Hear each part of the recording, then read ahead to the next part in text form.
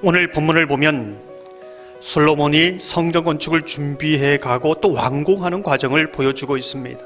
우리의 질문이 무엇일까요? 왜 솔로몬은 하나님의 성전을 건축하려고 하는가? 왕이 되었기에 해야 할 일이기에 하고 있는 것인가? 여러분은 어떻게 생각하십니까? 우리가 주목하게 되는 것은 솔로몬이 성전 건축을 준비하기 전 하나의 사건을 우리에게 보여주고 있다는 것입니다. 그것이 무엇입니까? 기브온에서 예배를 드리면서 꿈에서 하나님을 만나는 사건입니다. 솔로몬은 하나님을 만나면서 무엇을 느꼈을까? 저는 이렇게 생각합니다. 하나님은 나를 아시는구나. 나를 사랑하시는구나. 하나님께서 나를 하나님의 그 것으로 용납하셨구나.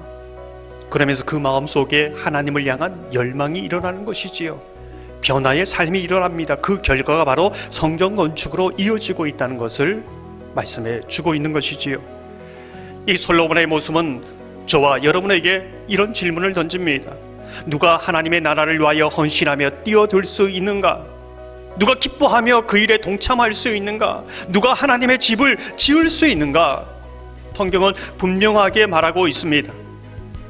그는 하나님을 만난 사람이어야 하고 하나님의 그 사랑 안에서 전적으로 수용된, 용납된 사람이어야 하고 하나님이 주시는 그 사명을 알아 그 열망을 가지고 나가는 사람이어야 한다. 이제 이것을 말해주고 있는 것이지요.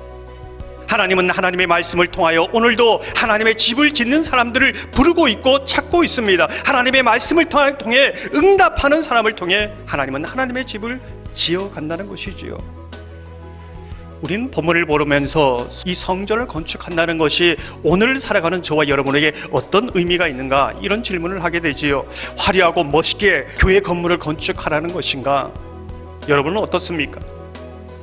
오늘 열왕기상 6장 11절에 13절 여호와의 말씀이 솔로몬에게 임하여 이르시되 내가 지금 이 성전을 건축하니 내가 만일 내 법도를 따르며 내 율례를 행하며 내 모든 계명을 지켜 그대로 행하면 내가 내 아버지 다윗에게 한 말을 내가 확실히 이룰 것이요 내가 또한 이스라엘 자손 가운데 거하며 내 백성 이스라엘을 버리지 아니하리라 하셨더라. 어디에 거한다고 말씀하고 있습니까? 오늘 말씀을 보면 그 백성들이 하나님의 말씀을 듣고 따르고 지키며 믿음으로 그렇게 살아갈 때 그 백성 가운데 임하시겠다는 겁니다.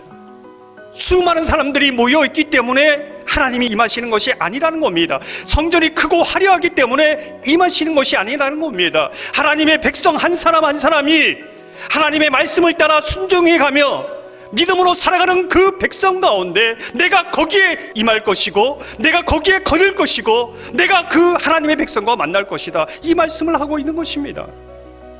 이 말씀은 저와 여러분에게 무엇을 말해주고 있을까요? 임재하지 않는 예배도 있다는 겁니다. 하나님이 임재하지 않는 교회도 있다는 겁니다. 우리는 이 시대를 보면서 야, 저 교회 너무 멋있게 지었다. 너무 사람들이 마음을 보인다. 저기는 강력하게 성령이 임하실 거야. 착각합니다. 그러지 말라는 것이지요. 정말 우리 시대에 우리가 물어야 될 것은 하나님이 임재하는 예배, 그것이 우리의 예배인가? 이것을 물어야 한다고 말씀하고 있습니다. 정말 하나님의 말씀에 내가 순종하고 그 말씀을 따라서 내가 하나님을 사랑하고 그 말씀을 따라가고 있는가? 거기에 몸부림치고 있는가? 그것을 묻고 있는 것입니다. 우리 한국교회를 바라볼 때에 바벨론 포로 귀환에 돌아와서 이 질문을 던지고 있는 사람과 같아. 60년대, 70년, 80년대를 째면서 국민의 3분의 1이 예수님을 믿고 그렇게 했던 화려한 시대. 그러나 화려한 그 시대 뒤에는 위기가 있었지요.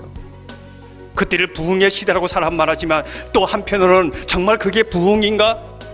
하나님이 보시는 것은 그 화려하고 숫자에 많은 것이 아니라 정말 하나님의 말씀에 올바로 응답하며 살아가는 그 사람이 있는가를 묻고 있는데 사람들은 그것을 부흥이라고 말합니다. 이와 반대로 코로나를 거치면서 많은 사람들이 교회를 떠났습니다. 교회의 위기라고 말합니다.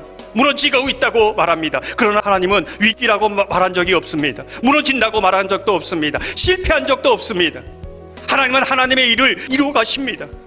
모든 역사가 그것을 증명해 주십니다. 다만 이 시대에 정말 하나님의 말씀에 옳게 응답하는 사람이 있느냐? 몸부림치는 사람이 있느냐?